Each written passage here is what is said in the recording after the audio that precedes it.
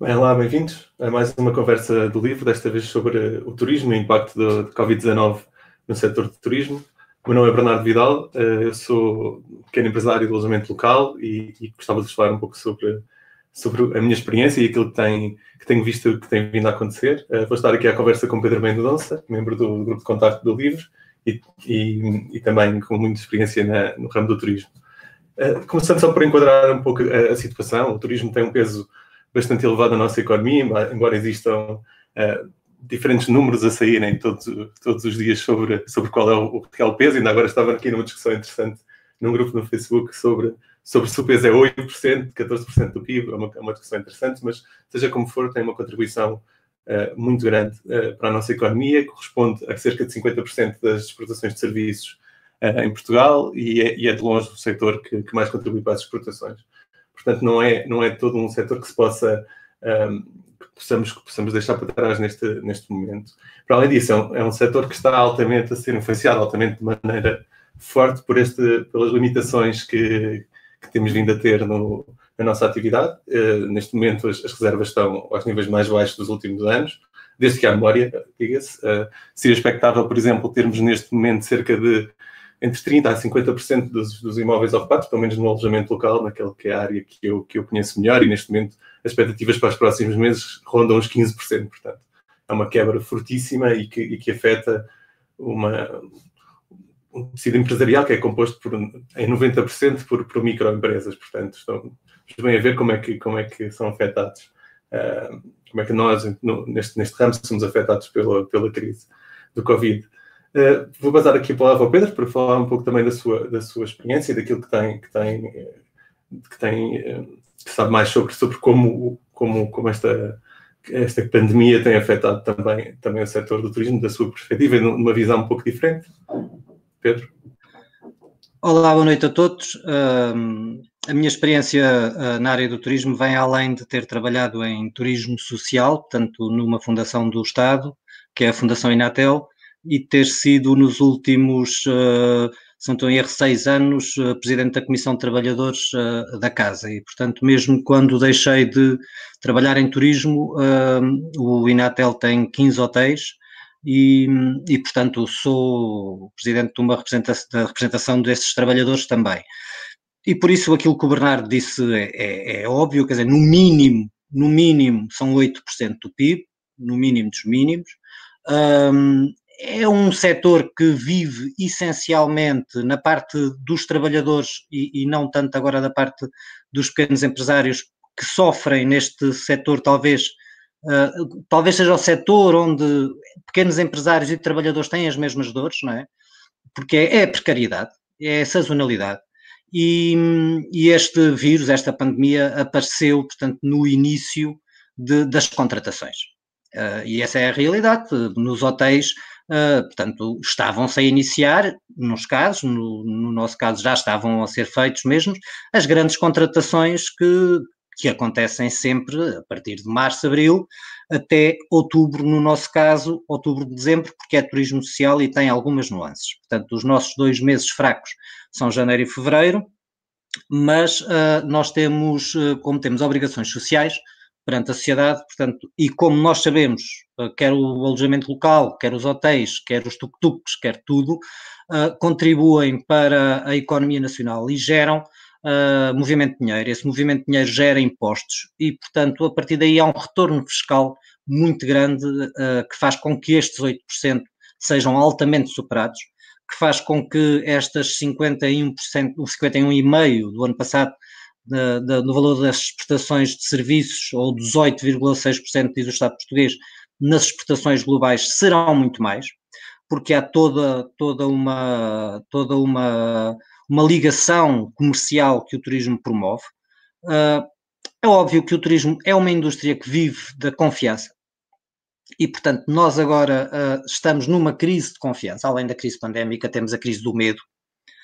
Ora, se temos medo de ir ao supermercado, também temos medo de passar férias e, portanto, isso vai cair em cima. Outra, e passo já a palavra, o Bernardo sabe que eu sou um tagarela, e uma outra curiosidade ou diferença que o setor do turismo tem em muitos outros setores com peso importante na sociedade portuguesa é que esta precariedade apanha desde a senhora que faz as camas nos hotéis ao guia especializado com doutoramento e a fazer doutoramento em áreas.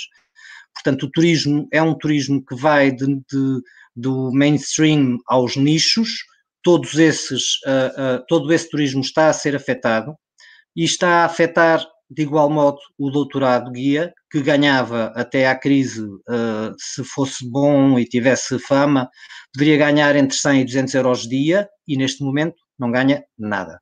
E quando eu digo nada, é nada. Não há trabalhos de guias programados até que eu tenha conhecimento, outubro. Portanto, outubro são os trabalhos que eu sei que já vão haver com guias. Agora, é este guia que Portugal investiu imenso na formação. Esta malta soube se reinventar, soube trabalhar, agora são tão precários como todos os outros, e é a precariedade e a confiança, para mim, os grandes desafios, quer para o alojamento local, quer para os trabalhadores. Bernardo? Sem dúvida, Pedro. A comparação que fizeste é muito boa e é muito a minha perspectiva também nesta área, que os trabalhadores estão... É talvez a área em que os trabalhadores e os pequenos empresários estão mais próximos, porque, aliás, no alojamento local, sendo proprietário do alojamento local, neste momento, nem sequer nos é permitido. Eu faço as duas coisas, tanto sou proprietário e faço gestão direta de propriedades minhas, que giro diretamente, como faço gestão de propriedades de outras pessoas. Portanto, eu tenho aqui um papel um bocado nisto, mas as pessoas que são proprietárias e que gerem só as suas próprias propriedades estão neste momento completamente desamparadas, porque nem sequer, como não lhes foi permitido nos últimos anos fazerem sequer descontos para a segurança social, não é permitido, se essa for a nossa única atividade, neste momento não têm qualquer tipo de apoio social e não têm qualquer tipo de possibilidade de exercer a sua atividade, mesmo que não houvesse restrições, exatamente por aquela segunda questão que mencionaste, que é a confiança. Com o abalo que houve na confiança, não existe procura. Por isso, simplesmente, então, no setor, no turismo urbano, foi uma quebra estrondosa mesmo.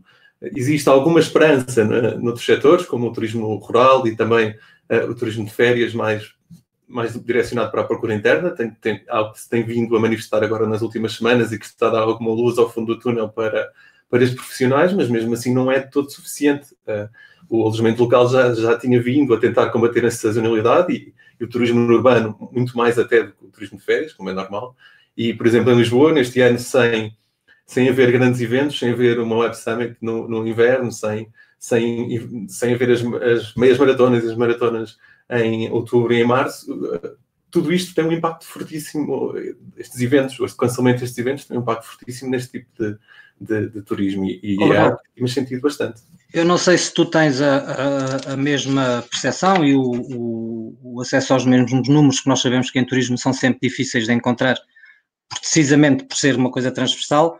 Portanto, nós já estávamos, ao nível geral, portanto, juntando o alojamento local e hotéis e viagens organizadas e tudo isso, a maioria já, mais de 60% eram estrangeiros. Portanto, 60% há uma queda assumida atualmente e nos próximos tempos. E menos de 40%, portanto, seriam portugueses. Os portugueses estavam, o ano passado, se não estou em erro, foi o ano em que viajaram mais para fora.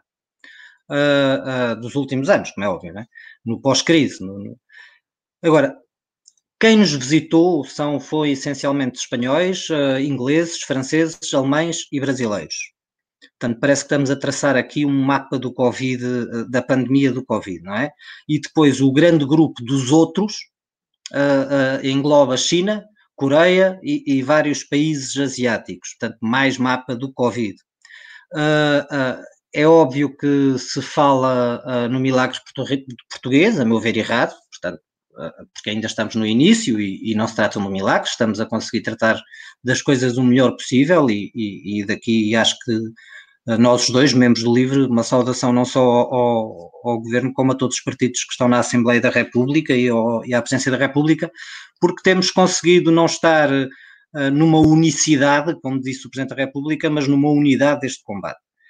Isto pode ser uma salvação, isto pode ser se continuar a correr bem, isto pode ser uma luz ao fundo do túnel. Portanto, os portugueses começarem a acreditar mais no Serviço Nacional de Saúde, e, portanto, a acreditarem que se forem de férias em agosto, não necessariamente para a praia, porque felizmente Portugal já não é um destino só de praia, não é? E, portanto, se podem ir sabendo que, ok, eu tenho 30 anos, tenho é que ter o cuidado, o distanciamento social, e isso pode ser possível. Em setembro, isto são números não oficiais, estes números que eu vou dizer, mas de trabalhadores com quem eu tenho conversado, acham que os portugueses estão a marcar para setembro. Isto é um nível hotéis, portanto estamos a falar dos trabalhadores com quem eu falo, é mais hotelaria do que alojamento local, e os telefonemas estão a ser para setembro. Curiosamente, ou não, são essencialmente séniores. Portanto, há aqui também um percalço que vamos ter que ultrapassar, e eu também, lá está, a minha organização, a organização para a qual eu trabalho e os trabalhadores que represento, temos um nicho muito grande do turismo sénior. O turismo sénior é um turismo que, ao contrário do que as pessoas pensam, deixa mais dinheiro, faz movimentar mais dinheiro do que o turismo jovem. Vamos lá, se quisermos, não estou a falar na malta da meia-idade, mas o sénior não vai a uma aldeia sem trazer uma lembrança para o neto, para a vizinha da frente, e tudo isso faz a economia a girar. Os estudos da Católica e da Universidade de Aveiro falam em retornos económicos destes programas sociais brutais, não é? Para o alojamento local, também me parece que aquilo que me tem chegado é que as pessoas, portanto, vão tentar não usá-lo como usam até agora, na questão dos 2 diazinhos, 3 dias, para dar uma rapidinha, para ir a um teatro, para ir jantar fora, conhecer aquela cidade, mas para fazer férias como era antigamente o alojamento local. Portanto, eu quando era miúdo, nós alugávamos uma casa 15 dias ou um mês, consoante o dinheiro que havia na altura. Portanto, ia-se de férias, não é? Ia-se de férias. E isso tem novamente a ver com a confiança. Eu acho que se vocês no alojamento local conseguirem passar essa confiança, as famílias também podem ter mais confiança no alojamento local do que nos hotéis. Não sei o que te parece. Sim, até porque o alojamento local tem algumas vantagens que são mais ou menos óbvias. Tem os espaços mais fechados, ou seja, compartilha-se menos o espaço com outras pessoas, portanto, dá pelo menos a aparência de mais segurança. Eu tenho notado muito essa procura, exatamente como estás a dizer, mais de famílias que querem estar isoladas agora durante as férias e que querem fazer férias exatamente de uma semana, 15 dias, agora em agosto, que é algo que também estamos para ver como é que isto vai acontecer, não é? Porque com esta paragem toda, não sei até que ponto é que as empresas estão dispostas a deixar ou não que as férias sejam gozadas já imediatamente a seguir a este período de abertura, portanto, que é uma altura de potencial retoma da economia. Estar a deixar as pessoas saírem também é um pouco com um contrassenso, se bem que nós no livro sempre defendemos e continuamos a defender o aumento dos dias de férias, e também para proporcionar às pessoas este tipo de turismo diferente, um turismo mais estendido no tempo, em que as pessoas realmente aproveitam para descansar e para desligar do trabalho e para conhecer de facto os sítios para onde vão, ao invés deste turismo de 1-2 dias de uma visita rápida a uma cidade, que é o turismo que sustenta as grandes cidades, sem dúvida, os centros urbanos como Lisboa e Porto, que são a segunda e a terceira maior área de alojamento local em Portugal, a seguir ao Algarve, obviamente. E eu acho que isso também, que essa reorientação da procura vai acontecer. As pessoas vão tentar, em vez de tentarmos isto todos para os mesmos sítios, que é uma coisa que caracteriza o turismo de massas, não é? Queremos estar todos o mais perto da praia, o mais perto da noite, se somos jovens, o mais perto de alguma coisa. Agora vamos querer estar o mais longe possível do resto das pessoas. Portanto, aí penso que o alojamento local terá um papel forte, irá desempenhar um papel forte agora nas próximas férias, e estarei cá para também contribuir para isso, e parece-me que será um caminho. Na questão da confiança, ainda é de saudar esta nova iniciativa do Clean and Safe, do selo Clean and Safe, que basicamente são uma série de critérios que os alojamentos, neste momento, a hotelaria, penso que o alojamento local ainda não está abrangido, mas seguindo uma série de preceitos de segurança e de higiene, conseguimos obter um selo de uma garantia de alguma segurança para os turistas, e já foi notícia lá fora, está a aparecer em alguns jornais, o que é ótimo, é uma exposição muito boa, e também diz muito do papel que isto está a ter tido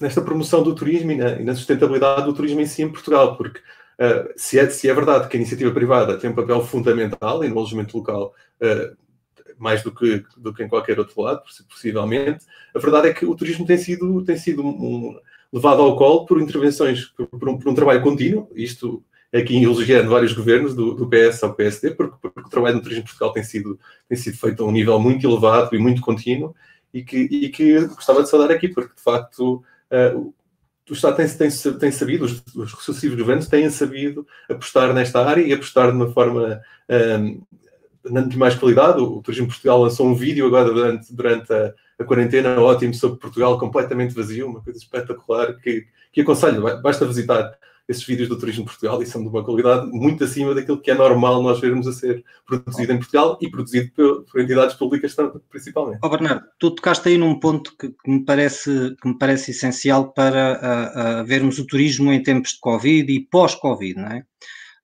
Na última crise financeira internacional foi um bocado a desregulação total do mercado do turismo em Portugal e da maneira como se geria o turismo através do Estado, que permitiu que cidades como Lisboa se salvassem, não é?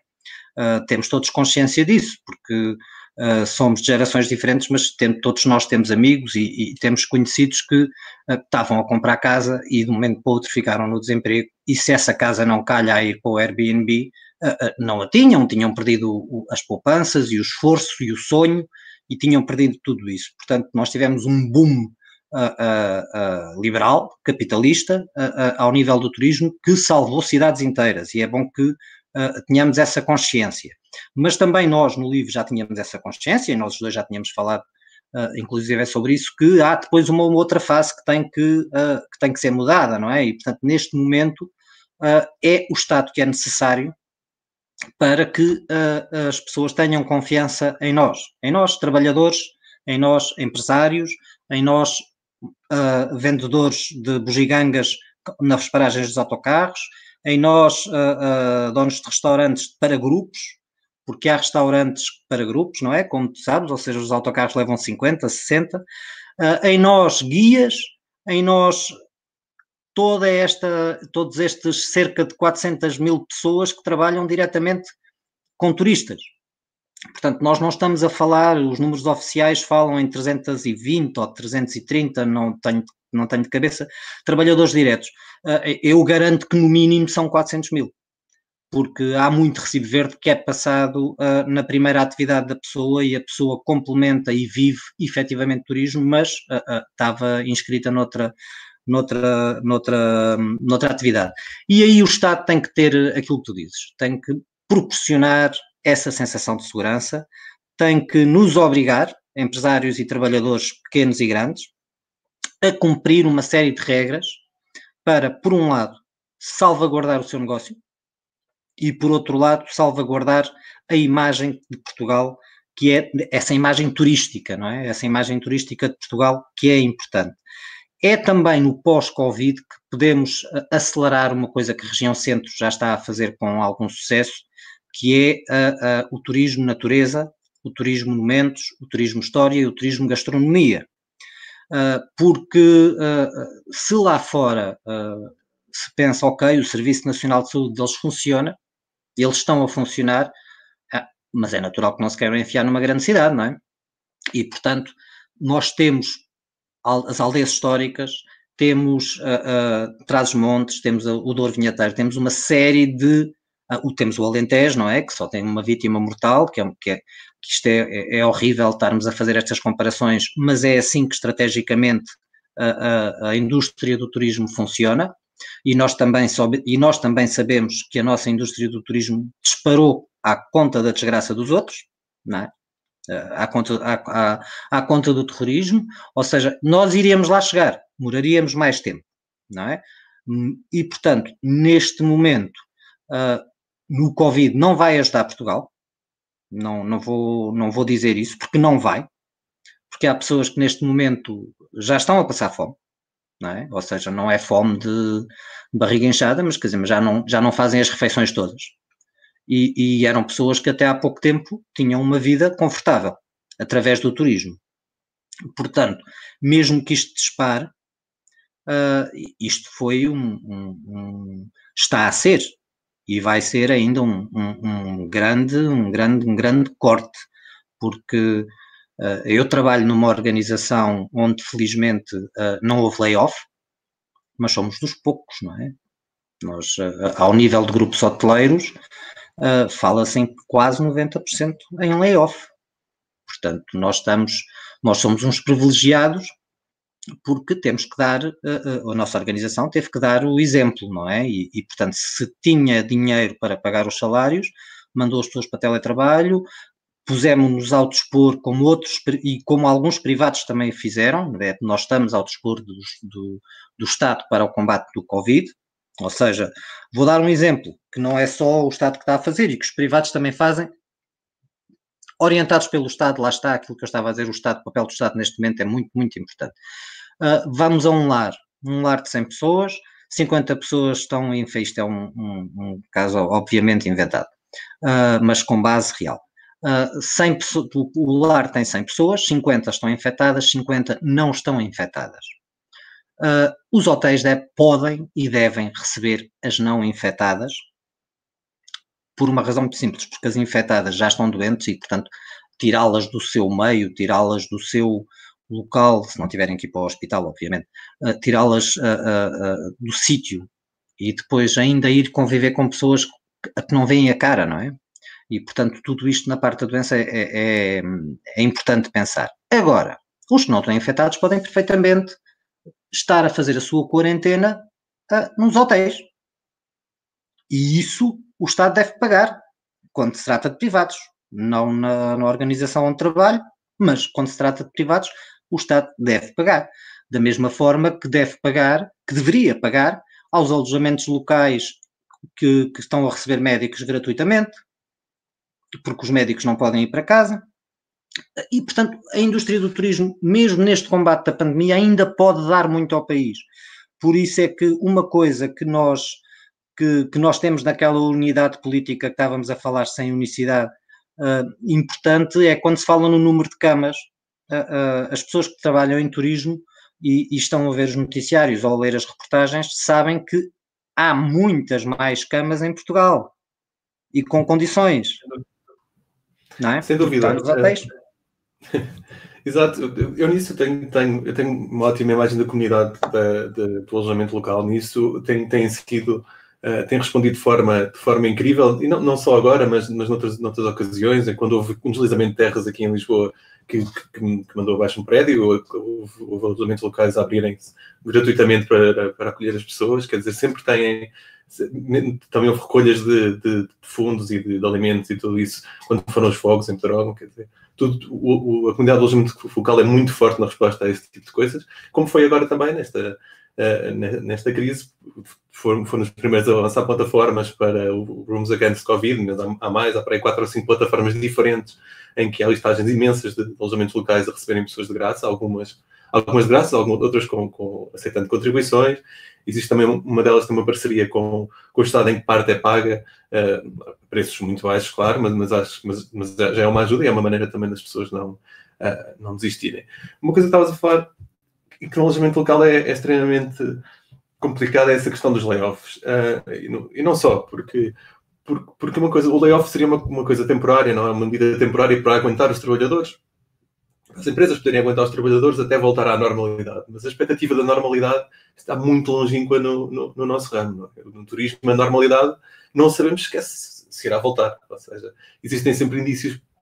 Aqui há um mês estávamos todos muito mais negativos em relação a isto, mas de facto, esta ideia do crescimento contínuo, em geral na sociedade, mas no turismo, era um facto. O crescimento era muito elevado, embora viesse a abrandar, continuávamos a crescer, ou seja, continuava a haver cada vez mais e mais turismo.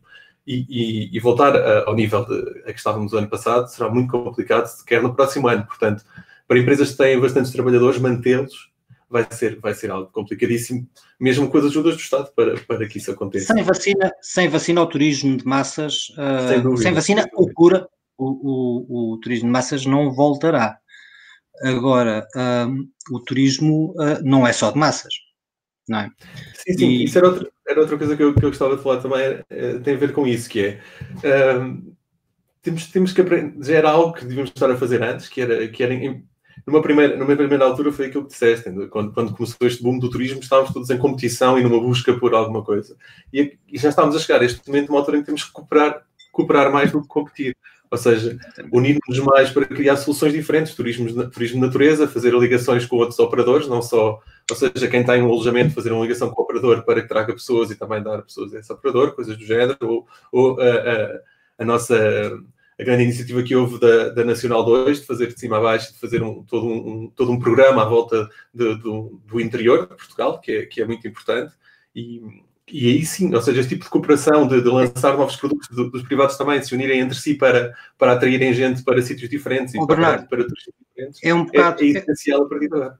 É um bocado aquele site, sendo agora um bocado básico, aquele site do Visit Portugal, que foi lançado há muitos anos. Eu participei num projeto com o Cadilho das viagens, em que a ideia é uma ideia que surgiu, se não estou em erro, na Nova Zelândia, e que se podia perfeitamente enquadrar no turismo português e que poderia ajudar nesta parte do Covid. Ou seja, quando uma pessoa vai a esse portal para fazer uma viagem, um passeio, portanto, não estamos a falar em turismo de massas, uma pessoa faz o seu percurso, o site gera não só o percurso mais bonito, mais rápido, mais barato, como todos os sites fazem, mas depois faz outra coisa, que é vai buscar o pequeno trabalhador local, a senhora que faz as rendas, o senhor que tem a adega, o senhor que faz as botas ainda à mão, a tasca, tudo isso, o alojamento local, o hotel, a piscina natural, portanto, em que haja, lá está, não é uma competição, porque é uma relação comercial em que todos os comerciantes e trabalhadores ganham, em que tens um guia, por exemplo, pessoas como eu, que não conduzem porque conduzem, não gostam de conduzir. Chego a uma zona do interior e posso perfeitamente, através desse site, ter logo o taxista, que também é guia, tudo isso, ou seja, há possibilidade de ser win-win, ou seja, de não haver esta parte da competição. Mas isto eu acho que a malta do turismo, as pessoas do turismo, já estão habituados a fazer um bocado disso, porque somente nos grupos, não é? Ou seja, quando alguém chega com um grupo de 50 pessoas, são 50 consumidores, não é? E são 50 consumidores para todos. E é assim que o capitalista pensa, e é assim que as coisas têm funcionado, e é assim que as coisas nos próximos tempos irão funcionar, porque não há amanhãs que cantam de um dia para o outro, nem existem revoluções perfeitas, e portanto, tudo aquilo que tem sido dito do alojamento local também é dito por pessoas que se esqueceram que eram casas que, se não tivessem no alojamento local, estariam provavelmente em fundos abutre imobiliários fechadas, e nem para turismo, nem para cidadãos trabalhadores ou não, nem para ninguém, ficavam ali fechadinhas, como nós sabemos que é o que está a acontecer. Portanto, o alojamento local tem que ser regulado, como é óbvio, como os hotéis têm que ser regulados, como é óbvio, como os guias têm que ser regulados, por exemplo, nas igrejas ou nos locais de culto, porque é inacreditável, não é? As pessoas, eu sou ateu, não é? Acho que já muita gente sabe que eu sou ateu por outros motivos. Eu sou ateu, mas gosto de arte sacra e vou muitas vezes a visitar igrejas. E se está a haver um serviço religioso, eu venho-me embora, não é? Mas os grupos organizados não se vêm embora. Portanto, há aqui uma série de regras que têm que existir, quer para o número de alojamento local, quer para o respeito que o turismo tem que ter e para a consciência que todos nós, trabalhadores e empresários, temos que ter, que o turismo não existe por si só. Ou seja, existe sim nas redes sociais, mas isso até já há aqueles truques do póster, portanto as pessoas nem precisam de sair de casa, mas o turismo existe por alguma razão. O que é que nos leva àquele sítio? Pode ser o estatuto social, pode ser o descanso, pode ser o turismo de conhecimento, pode ser variadíssimas maneiras. Portugal tem, inclusive, a possibilidade de turismo que o leste da Europa está a começar a fazer com força, e nós não fizemos, da arqueologia industrial, das minas desativadas, de tudo isso para o interior, ou seja, para tentar disseminar o turismo nacional sem estar só centrado em Lisboa e Algarve, e Porto, que são agora os grandes os grandes, e as ilhas, como é óbvio, mas são os três grandes destinos no continente e têm que ser disseminados pelo país. Agora, dito isto, não pode ser à bruta, não é? Não podem ser com declarações como ouvimos já durante esta pandemia, de os trabalhadores do turismo agora não são precisos, vão apanhar fruta, ou vão apanhar uvas, ou vão apanhar tomates. Não é assim. O trabalhador do turismo não perde os seus direitos de cidadão, quer seja imigrante, quer seja português nascido cá. E, portanto, nós sabemos que, por exemplo, o trabalhador do turismo, mesmo com todos estes trabalhos indiferenciados que nós sabemos que existem, das limpezas, disto tudo, é um dos setores com mais licenciados a trabalhar. Nós sabemos que, por exemplo, a comunidade brasileira e alguma comunidade africana, mas mais a brasileira, que trabalha no turismo, são pessoas com qualificações e, portanto, são pessoas que sabem línguas e que escolheram o turismo porque é o que lhes diz respeito. Não é que o trabalho na agricultura seja menor, apenas não é o trabalho deles e não está no sítio onde eles vivem. As pessoas neste momento que trabalham em turismo vivem à volta destes três núcleos, não é? Algarve, Lisboa e Porto. Portanto, eu sou do Cartaz, estou no Ribatejo. Portanto, não é dizer às pessoas do Algarve que já ganham mal. Aliás, é bom que se diga que, tirando dos guias tirando uma outra profissão, a generalidade ganha mal. As margens de lucro, como tu sabes, são fracas. E agora com estas exigências sanitárias necessárias, mais fracas vão ser. Não é? Portanto, não se pode dizer a um casal ou uma pessoa sozinha, quem quer que seja, agora vão do Algarve para o Ribatejo, que agora é a apanha do tomate. E são tempos que já lá vão, ou são tempos que já lá tinham que ir. E nós não podemos aceitar isso, porque tu iniciaste esta conversa a falar no peso desta indústria e da nossa atividade no PIB do país. Não somos só portugueses e, portanto, nós no LIVRE, julgo que já é que toda a gente sabe, não nos diferenciamos por nacionalidades e, portanto, são cidadãos como nós e são seres humanos como nós e que têm dado uma grande ajuda à indústria do turismo, deram uma grande ajuda para sairmos da crise, são necessários da agricultura, como sabemos agora. E, portanto, tempo também de se arranjar uma maneira sanitária de se poder trazer aquelas pessoas que estavam a contar com esse trabalho sazonal em Portugal, na altura das vindimas, da apanha do tomate, ir buscá-las como estão a fazer alguns países e resolver, como se está a tentar resolver, e bem, esta história dos recibos verdes do turismo, e 6 meses não vão chegar. Não, sem dúvida. Dando aqui uma perspectiva mais humana a essa ideia, eu cheguei a ter a trabalhar aqui em Lisboa, numa certa altura éramos 2 portugueses, uma rapariga brasileira, uma rapariga do Tibete, se não me engano, e um rapaz cabo-verdiano que fazia check-ins, e tínhamos também um senhor já da Roménia, que era quem fazia os arranjos. Portanto, isto é as Nações Unidas do alojamento local, cada um com as suas mais-valias e com os seus conhecimentos e com a sua maneira de agir. Para mim é impagável trabalhar com pessoas assim e ter com formações, algumas delas bastante elevadas, com conhecimentos linguísticos inestimáveis, e não é agora dizer, não, então agora acabou o turismo, vai para a apanha do tomate. Isto não é assim que se faz e nem é desejável que seja assim, não é? Quer dizer, o LIVRE não é todo um partido que acredita nesta manipulação das pessoas desta forma, neste controle da atividade. Quer dizer, nós somos um partido libertário, portanto... Exatamente, não vamos em manadas. Exatamente, nunca seríamos a favor desse tipo de movimentações. Portanto, o que me parece que agora vai ser o grande desafio, essa imagem de agora vai tudo trabalhar para ali, parte um pouco de uma imagem que existe, principalmente do turismo em geral, mas principalmente do alojamento local, em que é um dinheiro fácil, em que estas pessoas foram para o turismo, ou meteram-se no turismo apenas por questões económicas. Mas a verdade é que as pessoas gostam, é dos ramos onde eu tenho visto, pelo menos, as pessoas gostam realmente daquilo que fazem. este contacto com o outro, esta forma de receber, que é importantíssima também para a boa imagem do país, este levar as pessoas aos nossos sítios preferidos, de dar dicas, de conversar. Bem, tive conversas de horas sobre política com pessoas interessadas que gostavam de saber, em estrangeiro, gostavam de saber como é que era a situação cá, porque isto é muito mais do que só aquela coisa do vai buscar a chave, abre a porta, entra, vai à tua vida, não é? Quer dizer, o alojamento local é muito mais próximo que isso, quando bem feito.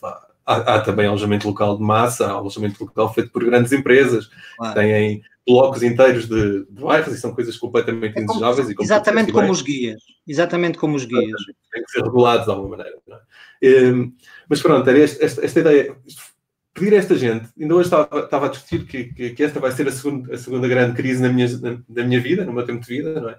E da minha geração, dos millennials e por aí, quer dizer, duas crises quase imediatamente uma a seguir à outra, é fortíssimo. E a verdade é que muita desta gente que trabalha no turismo, eu incluído, são pessoas que se reinventaram devido à crise anterior, ou seja, que tinham um projeto de vida e um projeto de progressão de carreira que se viu completamente estilhaçado pela crise económica, com tudo a fechar, sem emprego, sem perspectivas nenhumas de persecução de carreira, e conseguiram reinventar-se de nova maneira. E agora pedir-lhes, não, agora reinventem-se de novo. O turismo também já não dá. Quer dizer, isto, eu sei que é verdade, e é por um fator externo que está a acontecer, mas esta vontade de toda a gente dizer, pois, estavam agora a mamar aí do turismo, agora vou fazer aquilo, vou trabalhar a balança. A verdade é que foram trabalhar, exatamente. Não, mas é que a questão é que esse amor que existe no turismo, ou seja, é impossível trabalhar em turismo se não se gostar de pessoas. É virtualmente impossível. E, portanto, porque o turismo implica interação interpessoal. E, portanto, no fim, uma pessoa gosta ou não gosta. Quem não gosta, o próprio turismo fora, não é? Porque é impossível uma pessoa estar a ser guia ou a ter um alojamento local e não gostar de estar com pessoas. Portanto, eu julgo que a indústria não pode desistir. A indústria tem que apostar nestes nichos que nós temos estado aqui a falar, até mesmo para estes por exemplo, académicos poderem continuar a ter trabalho. Estes fotógrafos, que entretanto que é uma profissão que foi perdendo imenso peso, mas que fazem aquelas visitas guiadas e que vão conseguindo dos aspectos mais bonitos de Lisboa, ou do Porto, ou do Algarve, ou do Alentejo, e vão conseguindo complementar um bocado o seu rendimento. Há uma outra indústria com muito peso e também muito pouco falada e também muito relacionada com o turismo, que este ano, infelizmente, morreu, não é? Que é a indústria dos casamentos e a indústria dos caterings e dos batizados e das festas e de tudo isso, porque somos os mesmos. Ou seja, o turismo, isto agora falando nos grupos hoteleiros e não falando no alojamento local e nos pequenos empresários, os grandes grupos hoteleiros pagam miseravelmente, portanto salário mínimo, a quem serve às mesas, por exemplo, porque sabe e já faz as escalas de maneira a essa pessoa não ter dias de descanso, porque os seus dias de descanso são para estar a servir casamentos ou batizados ou isto ou aquilo, da mesma forma que paga miseravelmente aos recepcionistas, porque faz contas à gorjeta que eles vão receber. E, portanto, há aqui uma série de regras laborais que para o futuro vão ter que ser mudadas. Vão ter que ser mudadas. O grande empresário, eu como Comissão de Trabalhadores, posso falar aqui, a pergunta não é a pergunta, portanto, o pedido de ajuda que menos inesperado eu tive, que foi de uma senhora de uma província que eu não vou dizer, porque o Vinatel facilmente poderiam lá chegar, que me disse, portanto, numa comissão de trabalhadores como esta, portanto, as sessões de esclarecimento, ou comícios, como quiserem chamar, são feitos nas cozinhas às 6:30 da manhã, ou ao fim do dia. Lá está, a indústria do turismo tem que estar, nós estamos sempre 24 horas, como tu sabes, à espera que o telefone toque ou que o cliente tenha fome no hotel ou qualquer coisa, e portanto começava. E o problema da senhora é que maio, por causa da Páscoa e por causa das férias, é um mês forte para o turismo. E a senhora não ia à Fátima há alguns 20 anos. E tinha uma promessa para cumprir. E como é que se resolve isto? A crença da senhora e o chefe da senhora não poder dar férias naquele momento. Portanto, há toda uma regulação destes trabalhos sazonais, e eu volto ao mesmo. O turismo está com uma réstia ainda do trabalho à jorna, em que ia o capataz escolher à praça os homens que iam trabalhar naquele dia e que não sabiam se iam trabalhar no dia a seguir e, portanto, tinham que se portar bem e dizer que sim, senhor, ao capataz, não era o patrão, não é? O capataz para outro dia ir outra vez à praça, ser chamado. O turismo desregulado, numa crise destas e num pós-crise, pode trazer consequências muito graves. Esta é uma oportunidade de ouro em que todos concordam que o turismo não pode... o que fez salvar o turismo tem que neste momento ser travado, porque nada é estanque na vida e nada é eterno e, portanto, as coisas têm que se reinventar. Sem dúvida, Pedro. Vou só aqui pegar algumas perguntas que temos aqui no nosso chat. Vamos lá ver. O que é que temos aqui? Temos aqui uma pergunta do Vítor Cruz, que, como membro do LIVRE e proprietário do alojamento local, gostaria de saber qual é que é a posição do LIVRE sobre o alojamento local. Queres responder tu ou queres responder eu? Porque a minha perspectiva vai ser um pouco diferente, de certeza. Não, aqui a questão é eu, como membro da direção, posso esclarecer, porque nós não temos dogmatismo nas nossas posições e, portanto, aí estamos completamente à vontade. O LIVRE não tem uma posição oficial, a não ser a exigência da regulamentação do alojamento local, como tem para os hotéis e como tem para tudo o resto. Nós não diabolizamos o alojamento local. Nós temos consciência e fomos dos primeiros partidos a fazer debates sobre isso, se bem te lembras, que a gentrificação mata cidades, mas também temos consciência, e tu como empresário no ramo sabes perfeitamente isso, se mata a cidade, adeus alojamento local, não é? E, portanto, não é de interesse para ninguém, nem para os pequenos proprietários de alojamento local, e aqui eu já estou a fazer uma diferença grande, não é? E nós sabemos que não podemos permitir que hajam grandes grupos de alojamento local, porque senão isto deixa de fazer sentido, não é? O alojamento local, como tu estavas a falar, e como provavelmente o nosso camarada também gera, portanto, nós não diabolizamos, sabemos que o turismo, enquanto indústria, gentrifica cidades, pode matá-las, polui-as de uma forma assustadora. Nós vemos agora Lisboa a apostar erradamente, de uma forma completamente contraciclo, na minha opinião, num terminal de cruzeiros, que é o maior disparate que foi feito turisticamente em Portugal, na minha opinião, porque é tudo errado, desde as vistas que são cortadas, à poluição que vem, ao pouco consumo que essas pessoas fazem, ao pouco interesse que essas pessoas têm pelos países e pessoas que visitam. São turistas que, basicamente, nós dizemos, quando em agências, o que nós dizemos é a malta do shopping center. Portanto, são aquelas pessoas que gostam de ir ao Colombo e, portanto, quando querem passar férias, vão passar férias no Colombo, só que em alto mar. E portanto, quando vendemos cruzeiros, é tão importante a loja que lá existe como as cidades que vão visitar.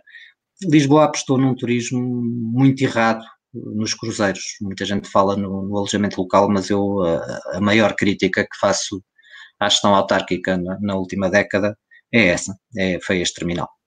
Sem dúvida, eu como parte desta comunidade do alojamento local, eu, obviamente tenho uma visão mais positiva da forma, do impacto do alojamento local na vida das cidades e na vida das pessoas e portanto, claro que sei que as externalidades que existem deste tipo de negócio, obviamente, principalmente a nível da habitação e de termos zonas da cidade que são exclusivas para turistas, que é gravíssimo, e aquilo que temos que apostar, ou que o Estado deveria estar a apostar, era exatamente na regulação. Não concordo com esta ideia de regulação pelo lado fiscal, com diferenças entre zonas de contenção e os restantes, e com agravamento fiscal brutal, de uma maneira até a inviabilizar completamente projetos de negócio que estavam estabilizados. Quer dizer, nenhum negócio consegue sobreviver com este nível de aumento de impostos que houve no alojamento local nos últimos anos. Foi sucessivo. Todos os anos havia um novo imposto, um novo aumento, e é completamente injusto para quem investiu as suas poupanças e o seu trabalho e o seu amor também nesta profissão.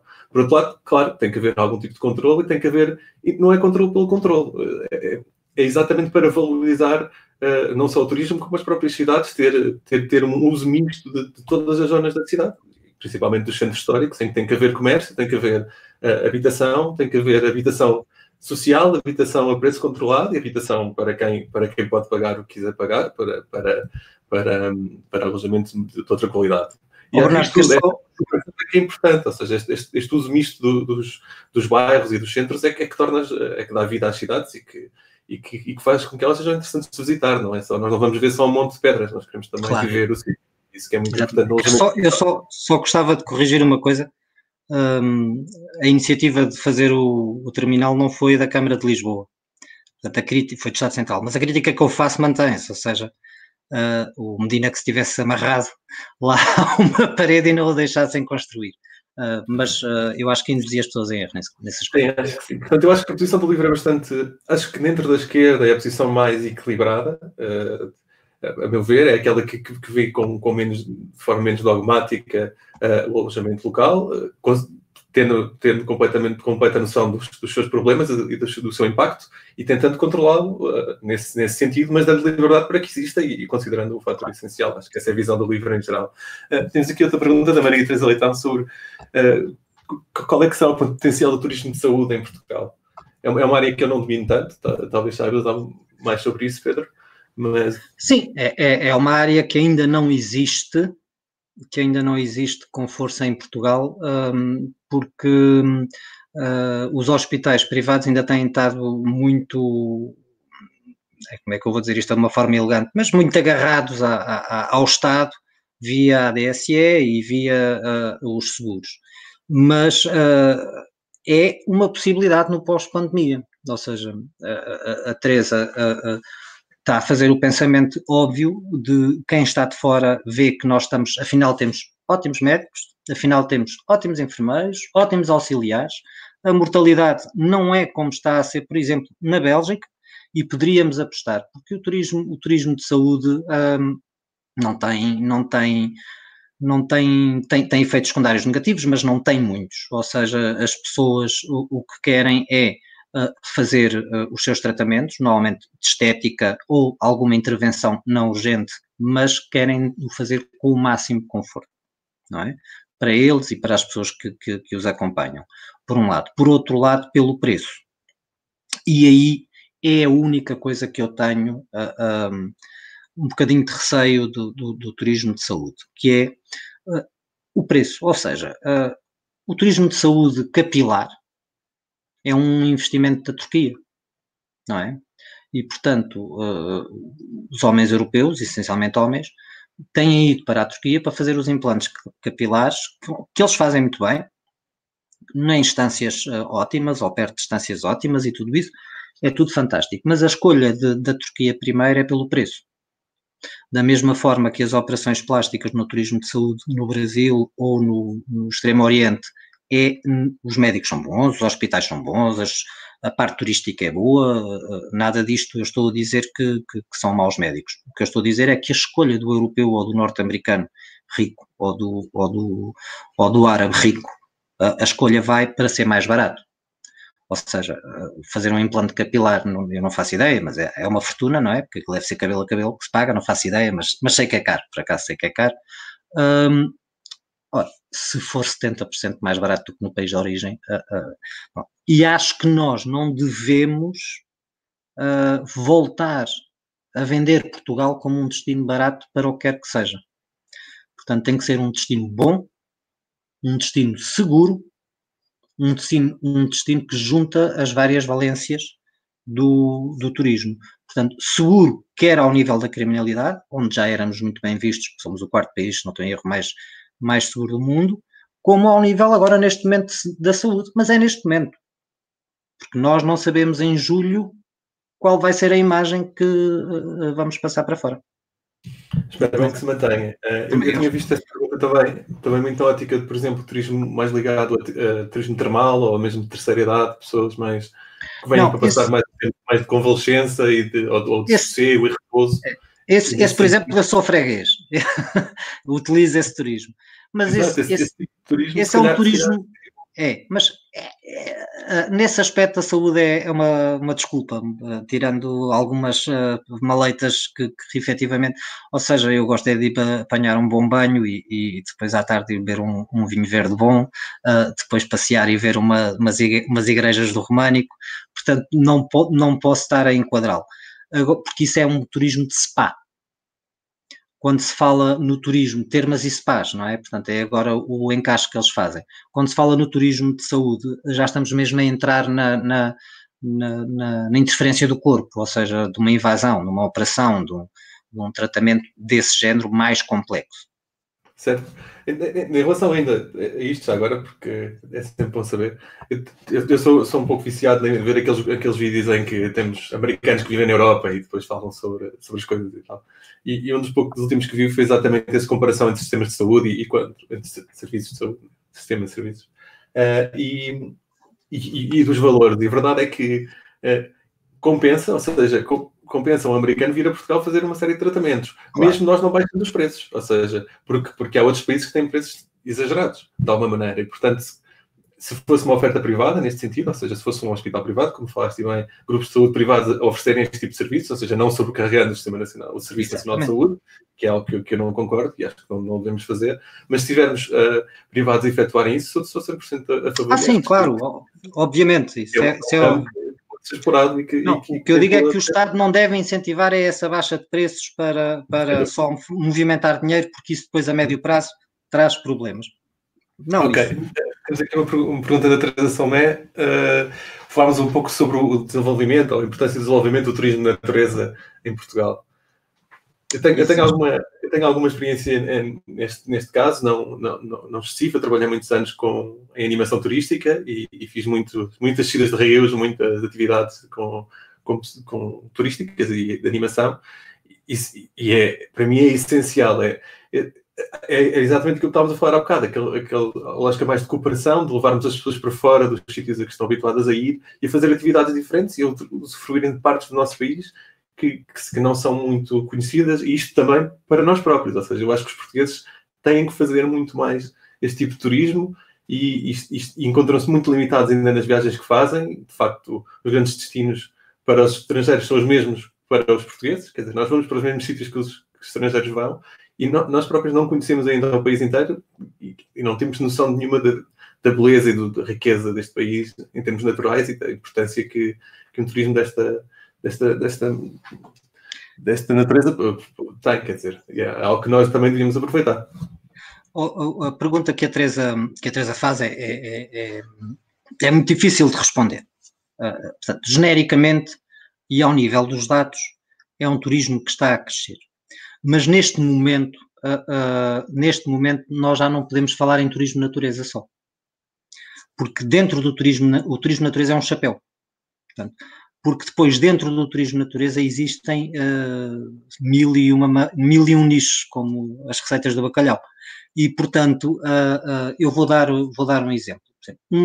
Uma das coisas que está a crescer mais em Portugal e onde a procura está a obrigar à criação de oferta são nas caminhadas, nos trilhos.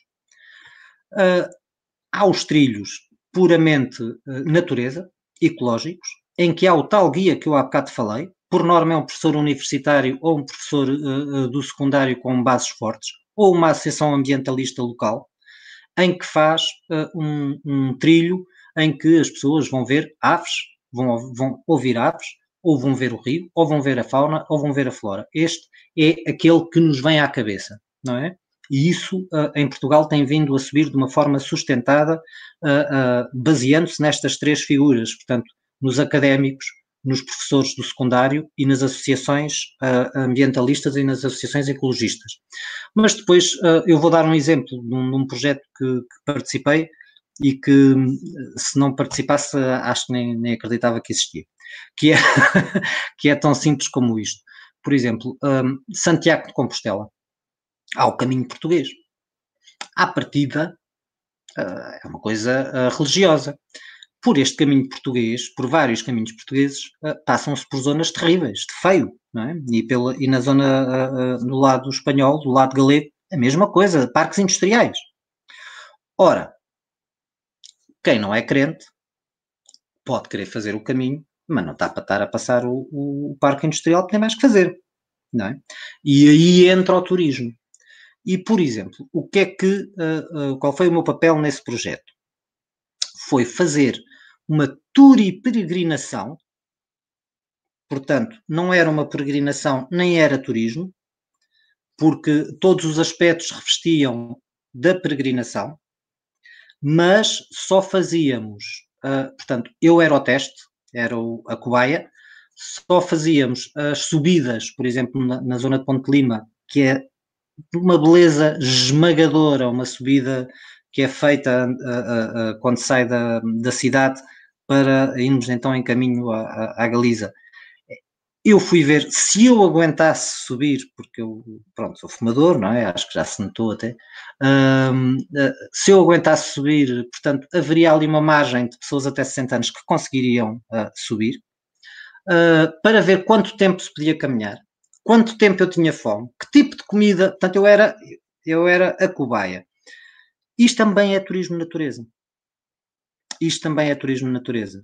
Porque aqui o que nós estamos a fazer é retirar da rota as cidades feias, os parques industriais e tudo isso. E depois, quando vamos pelas zonas mais bonitas, pelos parques naturais, o guia já leva a sua preparação de casa, portanto, e aqui não é um guia especializado, é um guia que leva a preparação de casa, em que vai explicando aos participantes, aos turistas, neste caso, não são peregrinos, são turistas, nem têm o passaporte, isto depois leva a muita coisa, e isso existe, isso está a subir. Da mesma forma que quem forçou a oferta no Algarve do turismo de natureza foram os clientes, não foram os empresários. Os ingleses, não é? Então, existe uma comunidade muito grande inglesa e os ingleses têm já uma tradição muito grande no birdwatching, não é? Na observação de pássaros. O Algarve é riquíssimo em pássaros por causa da rota do Norte de África. Eu não sei explicar muito mais que isto. O que é que acontece? Os nossos hotéis não tinham zonas para observar os pássaros.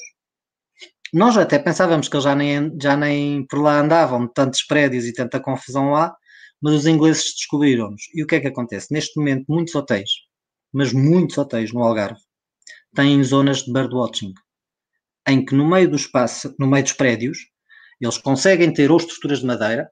Por exemplo, eu conheço uma estrutura de madeira lindíssima, parece um daqueles coisas de ver o vento do Velho Oeste, não é? Em que sobe, tem os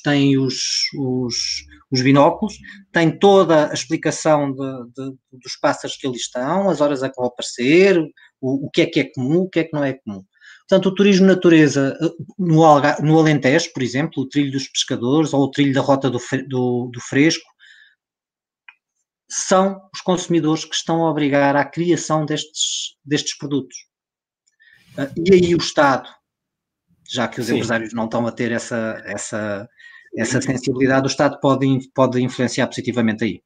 O Estado tem feito também algumas boas iniciativas, agora pegando mais no meu distrito, até em Aveiro, há uma série aos passadiços do Paiva, que são conhecidíssimos, os passadiços em São Jacinto, não tão conhecidos e bem mais antigos, que têm as zonas de birdwatching também. Portanto, é apostar mais, acho que concordamos, e estamos a terminar o nosso tempo, é bom terminarmos a concordar. Que é uma das... O que é raro é nós. Estamos a brincar. E sim, pronto, do meu lado gostaria muito de agradecer a toda a gente que nos esteve a ver e agradecer a ti também, Pedro, por teres feito esta conversa. E não indo correr tudo bem, é óbvio que a indústria do turismo vai voltar. Portanto, não é esta crise, e eu faço daqui um apelo a algum trabalhador do turismo que nos esteja a ver, é uma crise diferente da crise que se iniciou em 2008. Essa nós não fazíamos a mínima ideia quando acabava e como terminava. Nesta, nós não sabemos o tempo que vai demorar e quantos de nós vão morrer, mas sabemos que vai terminar. E quando terminar, as pessoas têm direito ao lazer, ao seu tempo livre, como tu próprio disseste que nós defendemos, e defendemos acérrimamente, e para isso também tem que haver turismo. Boa noite a todos e espero não ter sido maçador. Obrigado.